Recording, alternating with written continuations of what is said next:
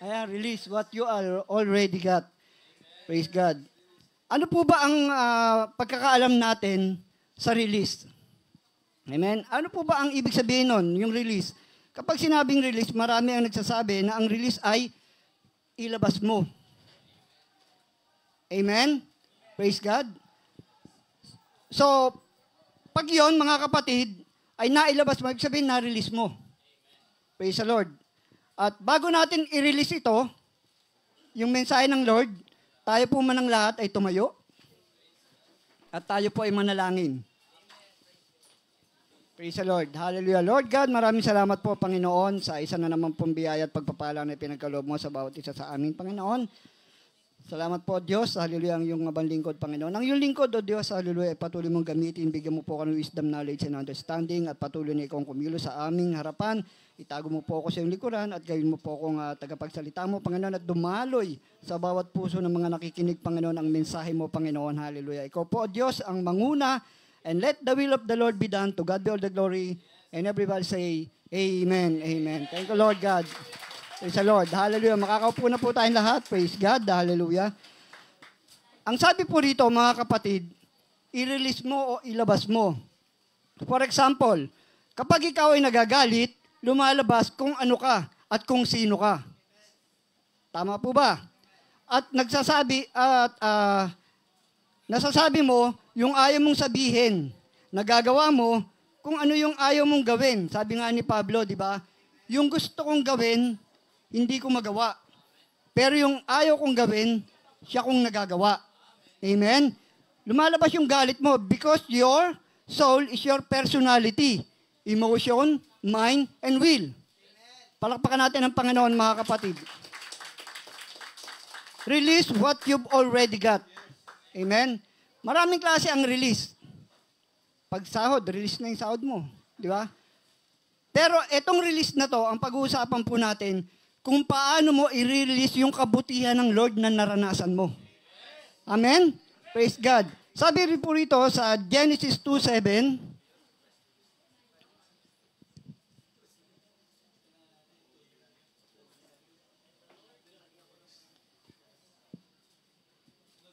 and the Lord God formed man of the dust of the ground and breathed into his nostrils the breath of life, and man became a living being. Sabi rito, mga kapatid, yung dust, highlight this part. Ayan dust, breath of life, and living being. Amen?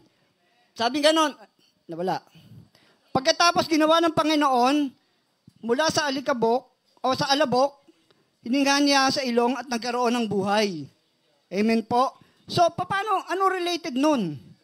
Sabi rito, mga kapatid, yung dust, breath of life, living soul, sabi sa pag-aaral, tripartite. Tripartite. Amen po? Tripartite. Sa 1 Thessalonians, ang sabi rito, mga kapatid, 5:23, spirit, soul, and body. Sa teolohiya, ang tawag dito ay trichotomy. Amen? Ito ay ang paniniwala na ang tao ay may espiritu, kaluluwa, at katawan. Spirit, body, and soul. Amen? Man is a spirit being. We are created like God because Jesus is a spirit. Amen? Sabi sa John 4:24, o sa James 2:26, body without spirit is dead. Amen? Ang katawan o ang body na walang espiritu o spirit ay ay patay. Ang nagbibigay buhay sa katawan ay ang iyong espiritu. Your spirit that gives life to your body. The real you is not the body, but the spirit inside the body, in your soul, is your personality. Amen po ba? Sabi rito, mga kapatid,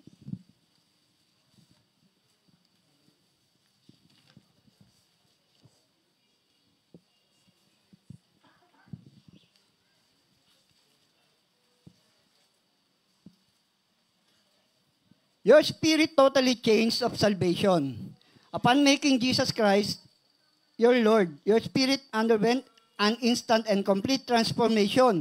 Sabi, ang espiritu daw ay nagbabago sa kaligtasan. Amen po? Sa paggawa ni Jesucristo na iyong Panginoon. Praise God. Ang iyong espiritu ay sumasailalim sa instant kompletong pagbabago. Karaniwan ng katawan o ang kaluluwa ay parehong naapektuhan nangyari, ngunit hindi ito kabuuan o kumpleto. Praise God. Sabi rito, but it's not totally or nor complete. Amen? Praise God. At sabi dito, people who don't understand the change took place in their spirit and has to work its way out into their soul, and bodies are usually quite disappointed. I thought I become a brand new person. Ngunit ang katotohanan, sabi rito mga kapatid, ang mga taong hindi daw naunawaan na ang pagbabago ay nagaganap sa kanilang mga espiritu at kailangan gumawa ng paraan palabas sa kanilang mga kaluluwa sa katawan, ay kadalasang nabibigo o nabigo. Amen po? Sabi, akala ko ba ay may pagbabago? Sabi rito, nagkakaroon daw ng doubt. Amen po? Akala ko ay, sabi rito mga kapatid ay, oo, bagong nilalang na ako. Akala ko ba magiging bagong tao na ako? Babaguhin lahat ni Jesus. Amen? Pagkatapos, yung paniniwala, the more na tumatagal mga kapatid, ay, sabi rito, ngunit ang mga bagay na hindi nagbago at ako ay pareho pa rin, ganun pa rin daw siya. At wala pa rin pagbabago. Amen? Ang ilan ay maaaring seryosong, sabi rito, mag-alinlangan kung sila ay naligtas o hindi. Praise God. Some seriously doubt whether or not they were saved. Those who do maintain their salvation often lost faith that they'll ever really experience and enjoy it here in this life. Sabi rito mga kapatid. Pagkatapos ang katawan ng paniniwalang tumatagal, sabi rito, yung mga nagpapanatili sa kanilang kaligtasan ay kadalasan nawawala ng pananampalataya na talagang nararanasan at masisiyahan sila dito sa buhay na ito. Praise God. Sabi rito, ngunit ang katotohanan ay ang iyong espiritu ay ganap na nagbago.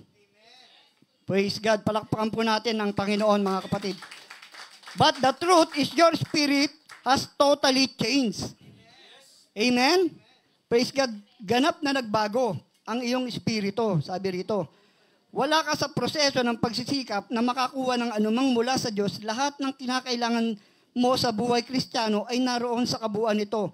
Yung kumpleto sa lahat ng walang hanggan. Hindi makakakuha o pagdating mo sa langit. Hindi mo makukuha. Amen? At hindi rin ito kinakailangan maging matured, kompletuhin o linisin mula sa anumang karumihan dito sa lupa. Ang iyong espiritu ngayon ay perfecto na. Amen? Matured at kompleto gaya ni Jesus. Amen? Sabi rito, your spirit right now as perfect, mature, and complete as Himself. Sino yun? Si Jesus, mga kapatid. So magmula nang tinanggap mo ang Panginoon bilang Diyos at sarili mong tagapagligtas, your spirit, yung espiritu mo ay binago na ng ating Panginoon. Amen? Ano po ba yung nabautismohan sa atin? Amen? Yung spirit. Amen po ba? Yung espiritu natin, silyado na yan, mga kapatid. Nung tinanggap mo ang Panginoon bilang Diyos at sarili mong tagapagligtas, ni patak ng kasalanan, hindi na yan mababahiran. Amen po ba? Amen. At sabi rito, mga kapatid, ay after being born again, the rest of your Christian life consists simply of renewing, pagbabago, and releasing, ipamuhay, ipapakita. As you renew your mind and believe God's word, your soul will agree with that already transferred in your spirit. Amen po. Pagkatapos ng pagiging born again daw, ang natitirang bahagi ng iyong buhay Kristiyano, binubulaman ng pagbabago. Pagpapalaya, habang binabago mo ang iyong isip at paniniwala sa salita ng Diyos, ang iyong kaluluwa ay sasang-ayon sa kung ano ang pagkakahanay sa nakikita nito sa espiritual na salamin ng Diyos. Amen? Kung ano na ang nasa iyong espiritu ay naglalabas sa iyong kaluluwa at katawan. Ganyan mo mararanasan ang mga benepisyo ng kaligtasan.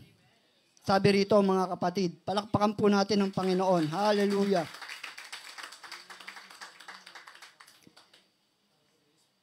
If your spirit and soul agree, you experience the life of God. You born again spirit always for God because it's already been complete change into His likeness and image. Praise God. Naunawaan po ba natin mga kapatid? Praise God. Ganun po kabuti ang Panginoon. Sabi rito, walk by faith, not by sight. Amen? On the other hand, the supernatural flow of life from your spirit to the physical, sabi rito ay, sa kabilang banda, ang supernatural daw na daloy ng buhay mula sa iyong espiritu hanggang sa physical na kaharian ay titigil kapag ang iyong kaluluwa ay sumasang-ayon sa iyong katawan. Naunawaan po ba natin mga kapatid? Namumuno muli ang karamihan at pinangungunahan ng natural na kaharian, pinipigilan mo ang iyong sarili na maranasan ang buhay ng Diyos sa iyo kapag iniayon mo ang iyong kaluluwa sa kung ano ang iyong nakikita. Nalalasahan, naririnig, naamoy at nararamdaman. Sa halip na kung ano ang iyong nakikita. Amen? Kasi yung body natin, praise God, ay kung ano, merong mata, kung ano yung nakikita mo. Amen po? At yung ating katawan, nakakaramdam. Sabi rito. At sabi rito, mga kapatid, pinipigilan mo ang iyong sarili na maranasan ng buhay ng Diyos sa iyong, inaayon ang iyong kaluluwa sa kung ano ang iyong nakikita. Ibig sabihin, mga kapatid, ay kapag ikaw, dahil yung katawan mo, ito ay laman, basically, nakakaramdam yan. Ngayon, susunod lang yung kaluluwa mo kung ano yung gusto mong gawin. For example, may mga bagay na hindi maganda ginagawa mo, susunod lang yan eh. Amen? Pansinin mo mga kapatid, kurutin mo nga yung katabi mo. Di ba? Tama ba? So nakakaramdam yan mga kapatid. Sabi rito, huwag mo naman lakasan. Sabi rito, the real you. Take a look at the function, sabing ganon. Ang totoong ikaw. Amen? Meron po akong sample dito.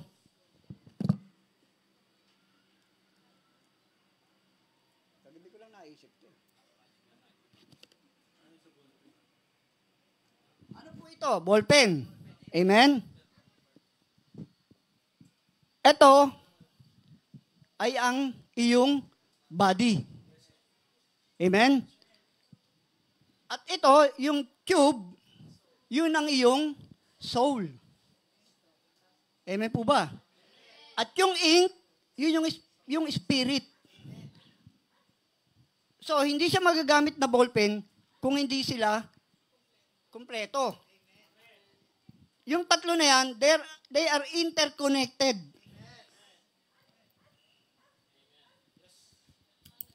Para magamit mo yan, kinakailangan kumpleto yan. Amen po ba? So, they are interconnected para mabuo yan. So, nilagay mo yung soul and spirit dun sa ballpen kasi nakatago lang yan. At ang nakikita ay yung panlabas lang. Yung nasa loob, hindi mo nakikita. Amen po ba? Isa pang example. yung ano, may sapin ba? Hindi yung sapin. Pwede maliit lang na baso, pastor. Ay, brother. Salamat po. Yung maliit lang po na cup.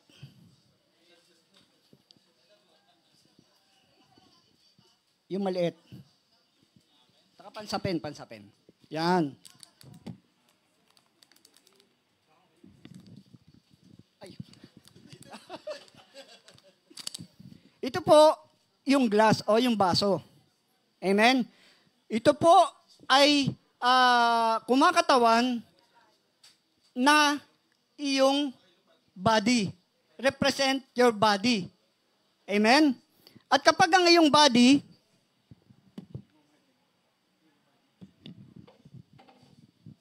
ay nilagyan mo nito, ito po yung spirit. Amen?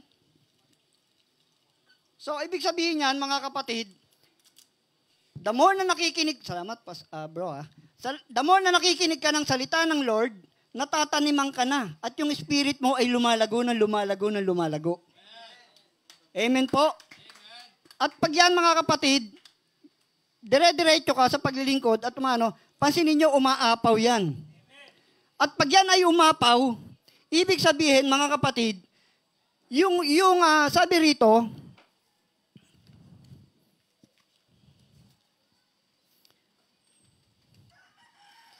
kapag yung spirit mo ay pinuno mo ng presensya ng Diyos, aapaw yan. Ngayon, kapag umapaw yan, makikita yan sa panlabas mong anyo.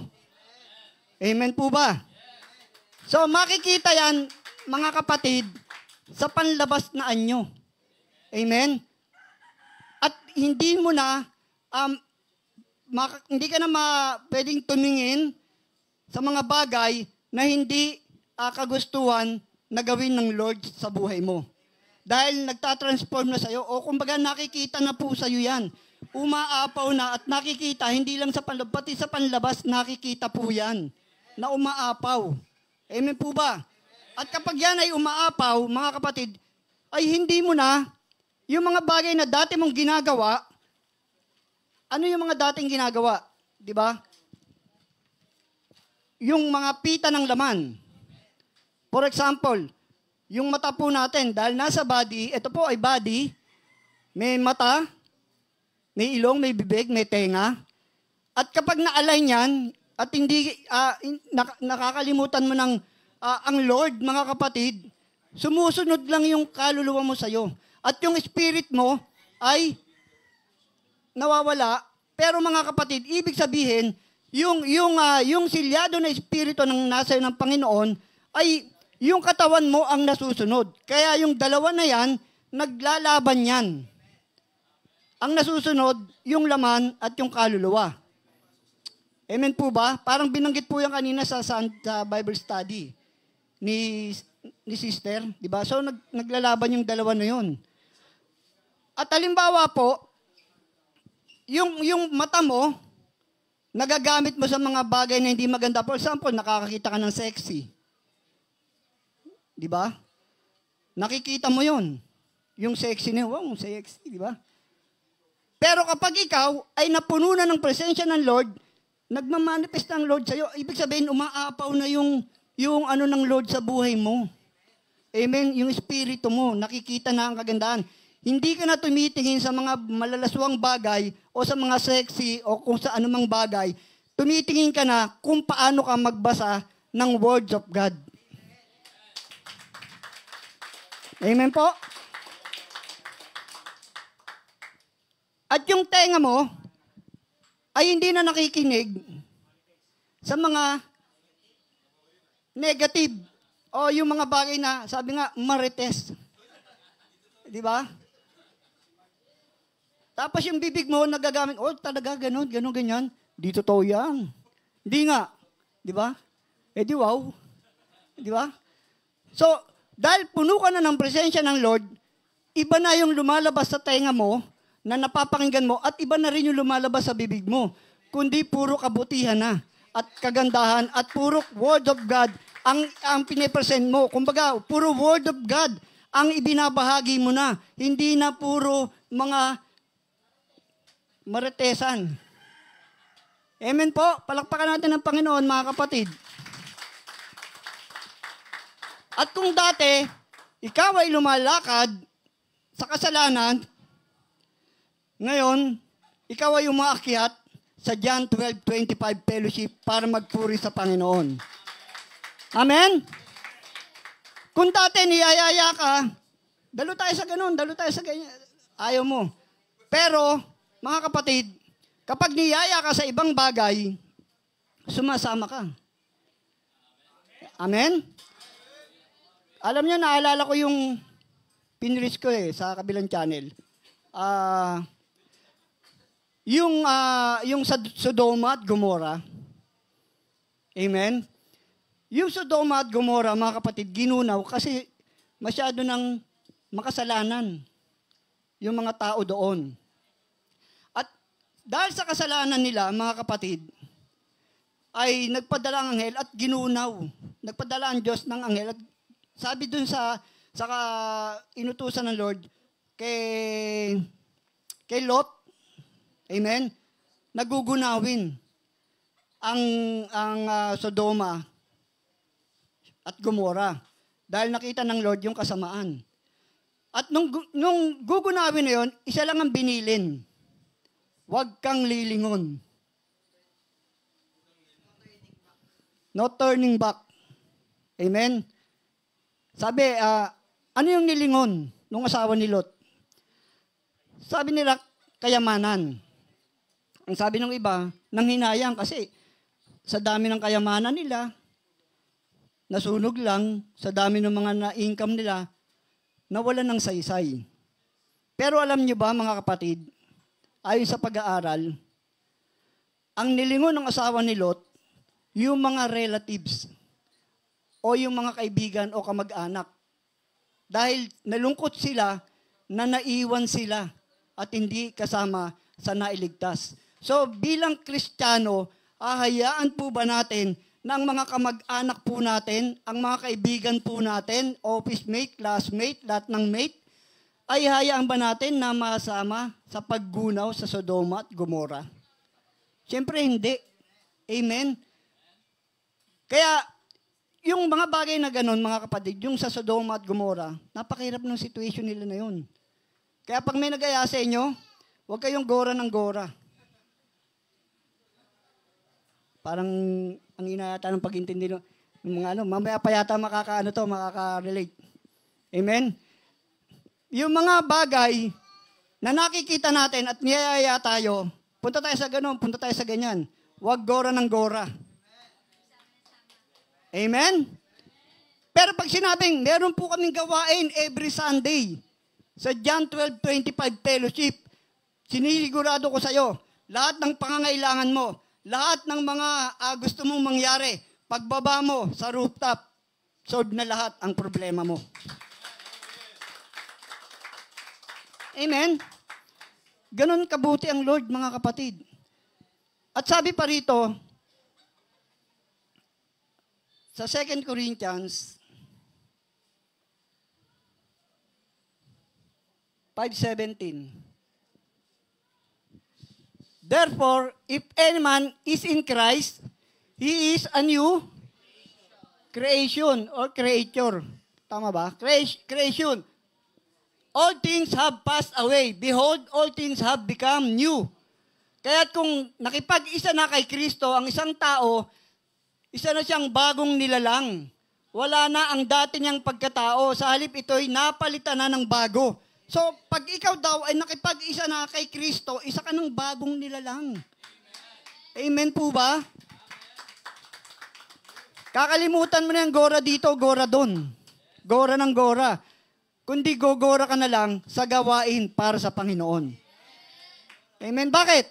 Isa ka ng bagong nilalang. Yung dati mong ginagawa, yung dating ikaw, hindi na ikaw yun.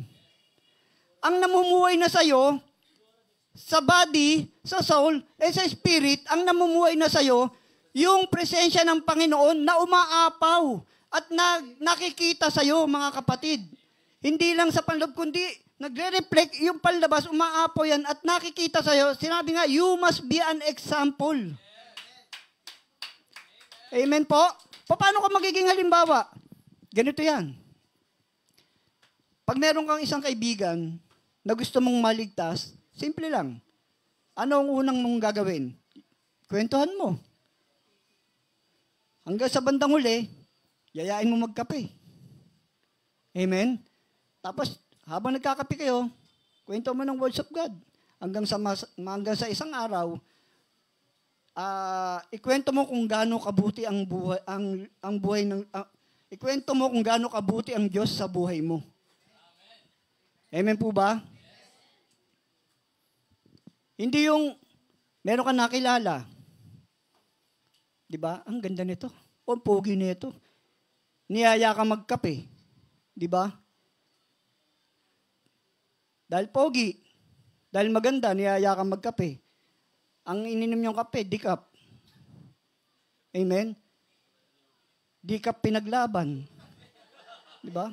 Dikap pinagtanggol. Pero sa Lord, lagi kang pinaglalaban at lagi kang pinagtatanggol. Amen po ba? Ganon kabuti ang Lord. Praise God. Hallelujah. At sabi rito, mga kapatid, sa Romans 8:5,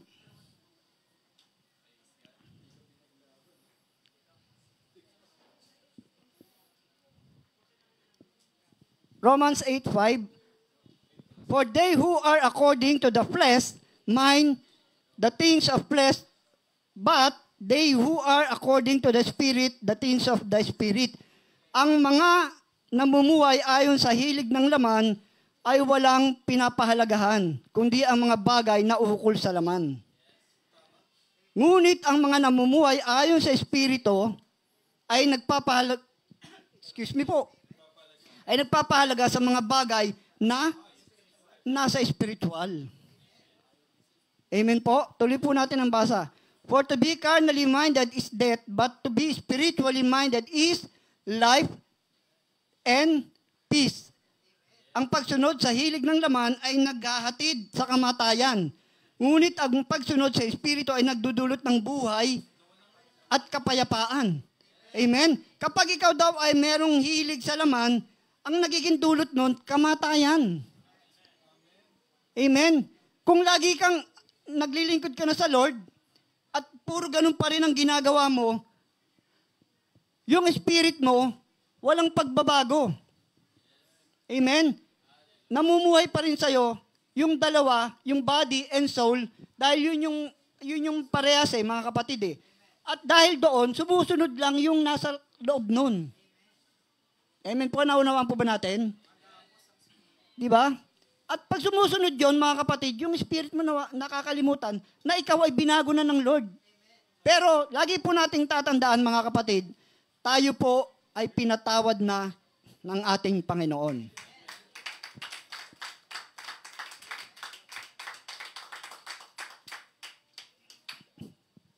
Pastor, nakagawa po akong kasalanan kahit man ako, nakakagawa din po ako ng kasalanan. Amen? Sabi nga, hypocrites, nasa scripture po yun mga kapatid hypocrites, kung ikaw ay hindi nakakagawa ng mga bagay ng kasalanan, dahil ikaw ay nasa flesh, nasa laman. Amen? Pero, sa Lord, lahat ng kasalanan mo, kinalimutan na yan. Inerase na yan. At nakasulat ka na. Hindi lang lapis ang pinansulat dyan. Kasi pag sinulat yan, hindi na pwedeng burahin yan. Ando na yan. Di ba? Ballpen yung gamit Di ba? Joke lang tinitignan ko lang kung gising pa kayo. Di ba? Sign pen. So, ibig sabihin, hindi na mabubura yan. Binigay na ng Lord sa iyo yung kaligtasan, tanggapin mo na.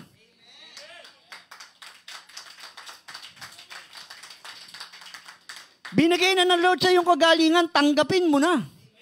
Amen? Lord, empty pocket na ako Di ba? Binigay na ng Lord yung pangangailangan mo, but my God shall supply all your needs. Amen? According to His riches and glories by Christ Jesus. Hindi sinabing, but my friend shall supply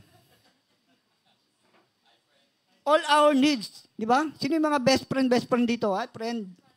Di ba? Call a friend. Empty wallet na po ako. Di ba?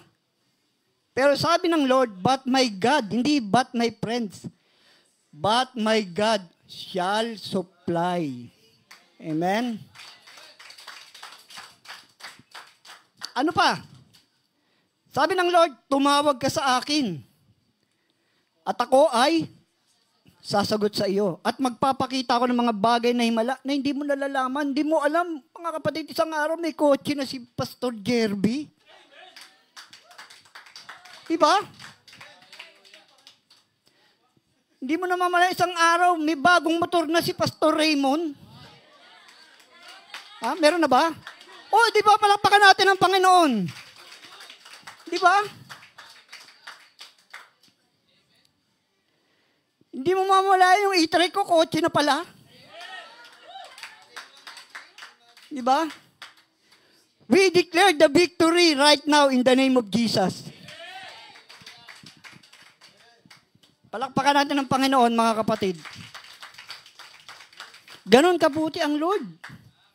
Amen? Tuloy po natin ang basa. Because the carnal mind is enmity against God, for it is not subject to the law of God, neither indeed can it be. Kaya nga, kapag itinutuon ng tao ang kanyang pag-iisip sa mga hilig ng laman, siya ay nagiging kaaway ng Diyos. Amen? Sapagkat hindi siya nagpapasakop sa batas ng Diyos at sadyang hindi niya ito magagawa. Amen? Tuloy po natin. So then they who are in the flesh cannot please God. At ang nabubuhay ayon sa hilig ng laman ay hindi maaring kalugdan ng Diyos. Amen po ba? Kung nabubuhay ka pa sa laman ngayon, hindi daw yan kinalulugdan ng Diyos. Amen? Walk by Spirit, sabi, di ba? Hindi raw yan kinalulugdan ng Diyos. Yung pagbaba mo, pasinin nyo mga kapatid, sino dati rito yung, hindi kayo to ibang channel to, yung dati mga kapatid, nakapaglabas ng simbahan, tinawag, di ba? O sabihin natin, dati kasi mga kapatid, pag nagsimba ako, at dala ko yung Biblia ko, hindi ako kinikibo ng mga kaibigan ko. Di ba? Pero paglabas ko ng simbahan, ay na si parang Egay Tagay. Di ba? So mga kapatid, dahil kaibigan mo sila, mas pinakikinggan mo sila. Nako-compromise ka. Na dapat, ikaw ay, kung iniisip mo, isa ka ng bagong nilalang. Ang Lord ay nasa iyo na. Amen? So, kapag ganun mga bagay daw, nagagalit ang Diyos. Hindi ka kinalulugdan ng ating Panginoon. Amen? At ang nabubuhay ayon sa hilig ng laman ay hindi maaaring kalugdan ng Diyos. Palakpakan po natin ang Panginoon, mga kapatid.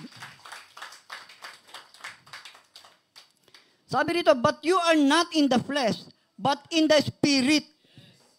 If the Spirit of God dwells in you, but if anyone has not the Spirit of Christ, he is none of his. Ngunit hindi na kayo namumuhay ayon sa laman. Ang ganda, di ba mga kapatid?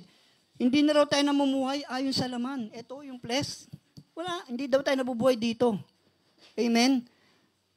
Ayon sa laman, kundi ayon sa Espiritu. Sa katunayan, naninirahan. Yun ang maganda rito eh. Amen?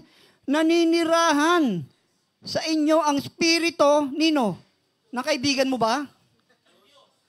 Ng classmate mo ba? Sabi sa Scripture, naninirahan ang Espiritu ng Diyos. Amen? Kung wala sa isang tao ang Espiritu ni Kristo, ano sabi? Hindi siya kay Kristo. Amen po ba? Ang linaw, sabi sa last part, kung wala sa isang tao ang Espiritu ni Kristo, ang Espiritu ni Christ, di ba? Hindi ka sa Diyos. isa kang, wag na natin balikan kasi yung unbeliever yun eh. Sabi ko nga mga kapatid, lahat nilikha ng Diyos. Pero hindi lahat anak ng Diyos. Amen po? Mapalad ka, nandito ka. Sabi sa John 1:12. Ano yung sabi sa John 1:12? Pakilagay mo nga anak. Para mas klaro tayo. Tagalog, para si Bir. Okay, yung John 1:12.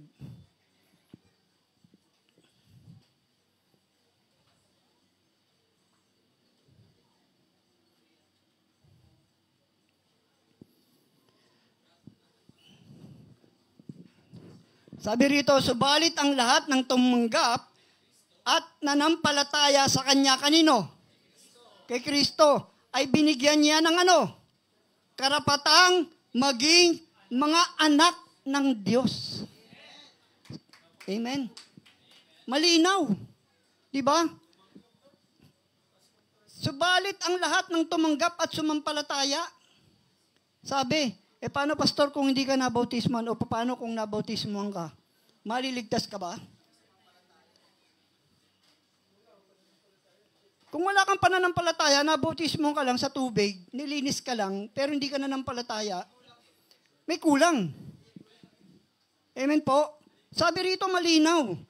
Subalit ang lahat ng tumanggap at sumampalataya, ano yung binabanggit dito? Sa Kanya ay binigyan niya ng karapatang maging mga anak ng Diyos. Hindi po binanggit dito yung subalit ang tumanggap at sumampalataya at mabautismuhan. Pero kasama po yung bautismo. Hindi po natin inaano yung bautismo, mga kapatid. Importante po yan. Amen po. Palakpakan po natin ang Panginoon, mga kapatid. Yung bautismo po, yung paglubog sa tubig, immerse. Di ba? At pag inahon ka, ibig sabihin, yung kasalanan mo naiwan na. Nilinis ka na. Amen? Pag ikaw nilubog, hindi ka inahon, nalunod ka na. Amen? Pero pag ikaw nilubog, at inahon ka, ang nalunod yung kasalanan mo. So, importante ang bautismo, mga kapatid. Amen? Death, burial, and resurrection. Di ba? Sabi nga nila, pag nagbautismo, sabi, God the Father, God the Son, God the Holy Spirit. Pero, they are interconnected. Iisa lang po yan, which is Jesus Christ. Amen? Doon po sila nagkakaroon ng kalituhan o kaguluhan. Yun po ang masaklap eh. Di ba? So, dapat, hindi po natin binabaliwala yan kasi pansinin nyo, ang isang bagay na marumi, kapag hinugasan, lumilinis. Ganun po ang tao, mga kapatid. Dahil ikaw ay makasalanan, nung wala ka pa sa Diyos, nagpabautismo ka, nilubog ka sa tubig, pag-ahon mo, nilibing na yung kasalanan mo kasama ng ating Panginoon. Yung kasalanan mo, tinubos na ng ating Panginoon. Ang Diyos ay namatay, ang Diyos ay nabuhay, ang Diyos ay namatay, ang Diyos ay nilibing, at ang Diyos ay nabuhay para sa iyo. Amen po ba?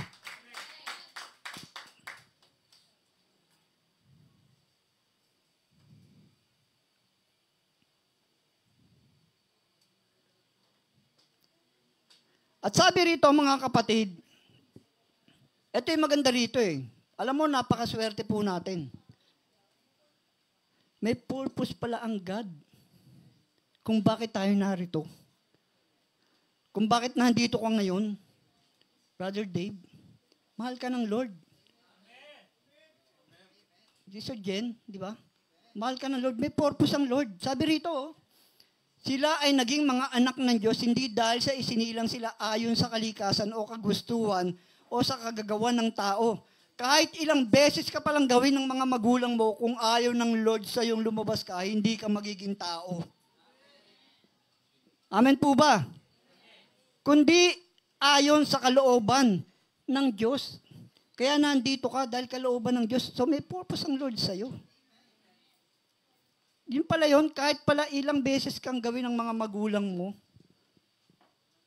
pag hindi kalooban na lumabas ka at maging tao ka, hindi ka magiging tao. Ganun pala yun, mga kapatid. Nasa scripture yan, ha? Malinaw. Amen?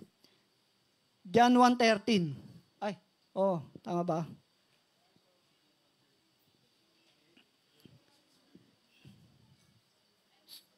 So, born of spirit pa rin, mga kapatid. Amen po? At sabi sa Galatians, sabi rito, mga kapatid,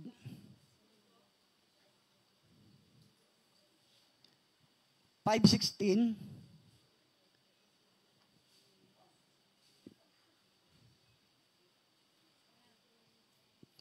I say then, mamuhay ayon sa Espiritu. Sinasabi ko sa inyo, ang Espiritu ang gawin ninyong patnubay sa inyong buhay. At hindi kayo magiging alipin ng hilig ng laman. Amen. Sabi rito sa ibang translation, sinasabi ko sa inyo, mamuhay kayo ayon sa Espiritu. At hindi ninyo pagbibigyan ang mga pagnanasa ng laman. So saan daw tayo mamuhay? Mamuhay tayo ayon sa Espiritu, hindi sa laman. Amen? For the flesh lusts against the Spirit, and the Spirit against the flesh. Sapagkat ang mga pagnanasa ng laman ay laban sa kagustuhan ng Espiritu. At ang kagustuhan ng Espiritu ay laban sa mga pagnanasa ng laman. Magkalaban ang dalawang ito. Naunawaan po ba natin, mga kapatid? Ulitin po natin, sapagkat ang pagnanasa ng laman ay laban sa kagustuhan ng Espiritu. Ano po ibig sabihin nun? Yung pagnanasa ng laman, laban sa kagustuhan ng Espiritu. At ang kagustuhan ng Espiritu ay laban sa mga pagnanasa ng laman. So, mayroong battle na nagaganap. Tama po ba? Amen po ba? Di ba? Ang pinag-usapan dito, yung flesh at yung spirit. Naglalaban. Amen po? Magkalaban ang dalawang ito. Kaya, napipigilan kayo sa paggawa ng nais ninyong gawin. Yung gusto ninyong gawin na maganda, hindi niyo magawa. Kasi may pumipigil. Amen po?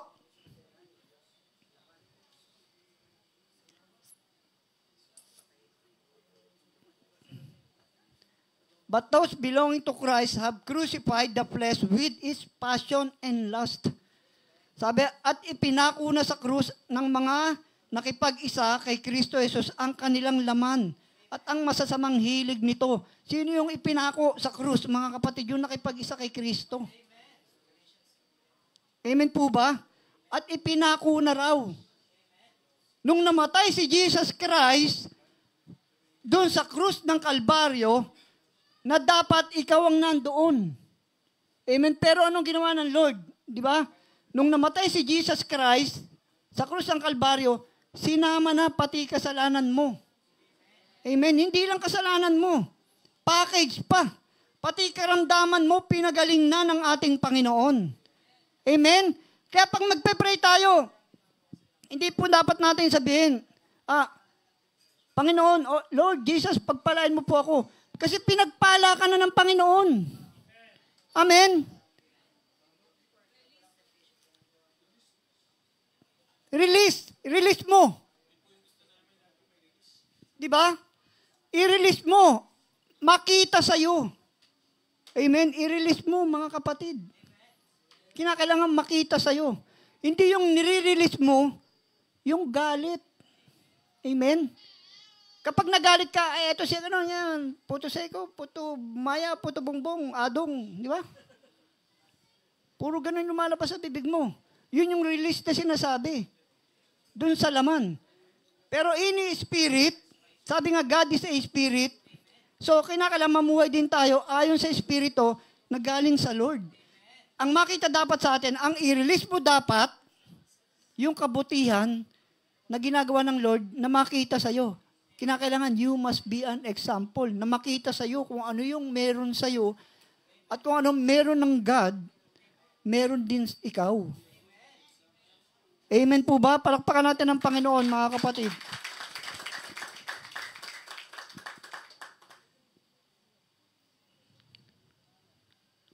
Sabi rito, kung binigyan tayo ng buhay ng Espiritu, mamuhay rin tayo ayon sa Espiritu. So kung binigyan daw tayo ng buhay ng Espiritu, mamuhay rin tayo ayon sa Espiritu. Amen? Let us not become glory-seeking, provoking one another, and obeying one another. Huwag tayong maging palalo. Huwag nating galitin ang isa't isa. Tingnan mo nga yung katabi mo kung galit yan. Di ba? Galit ka ba? Di ba? Alam niyo, natutuwa ako sa Panginoon eh. Dati konting bagay lang, may pagtatalo na kami. Pero nung nalaman ko na ganun pala dapat ang sundin, dapat yung Espiritu ng Lord ang nangunguna. Kaya pagka medyo may konting agrumento, sinasabi ko kaagad kay Sister Grace, ayan ka na naman, yung laman. Di ba? Huwag tayo susunod sa laman, sumunod tayo sa Espiritu. Dahil nananahan ang Diyos sa atin. Amen? Palakpakan natin ang Panginoon. Huwag tayong maging palalo. Huwag tayong maging magagalitin sa isa't isa. Huwag rin tayong mainggit sa isa't isa. Amen? Ayan na. Sabi mo, sa katabi mo, papunta na si pastor sa'yo. Di ba? So, wag po tayong ganun, mga kapatid. Kinakailangan mamuhay tayo ayon sa Espiritu. Amen? Ano yung Espiritu? Yung Espiritu, ano yung mga bunga niyan? Pastor, yung Espiritu na dumadaloy sa katawan natin. Ito po ay pag-aaralan po natin sa part 2. Amen po ba? Palakpakan po natin ang Panginoon. Kaya, kaabang-abang po itong series namin na to, mga kapatid. Huwag po kayong lalayo, huwag po kayong absent para malaman nyo kung ano ang namumuhay na Espiritu na ibinigay sa inyo ng Lord. Siyam po yan. Siyam yung Espiritu na yan. So, inaanyayahan ko po kayo sa mga susunod na series sa part 2 ng ating pong, ano bang title? Release what you've already got. Amen po. I-release mo kung ano ang meron ka na. Ano ba yung meron na sa'yo? Amen? Ano ba yung tinanggap mo sa Panginoon? Blessing. Amen? Healing. Sabi ni Sister Jessica kanina, alam niyo mga kapatid, yung patotoo ni Sister Jessica, napakaganda eh. Kasi nung nag-post ako, sino yung mga friend ko dito sa FB, nung nag-post ako, nakasama ko si Pastor Prado, tapos may kantang, anong kanta ron? Parang kanta doon ay, kay buti mo, Panginoon. Yun yung kanta po doon. Hindi ko naman intention na mag-post ako. Nung parang nakita ko lang doon sa sa FB ko, sabi ko, baka kasama ko pala si Stephen Prado, si Pastor. Dalawa kami. So, pinost ko yun. Tapos nilagyan ko ng kanta. Sabi ko, kay buti mo, Panginoon. Yung kanta na yun. Nakapost po yun sa FB ko. Alam niyo mga kapatid, right after ng pinost ko, 3 minutes lang, maya-maya nag-PM si Jessica. Sabi ni Jessica, pa,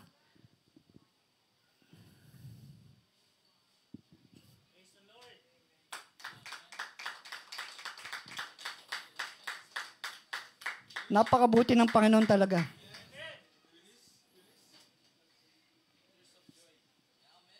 Alam niyo, sabi niya pa, lahat ng in-examine sa akin, clear lahat.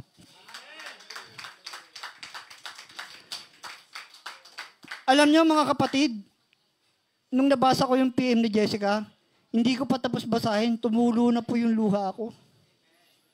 Ganun pala pag naglilingkod ka sa Panginoon.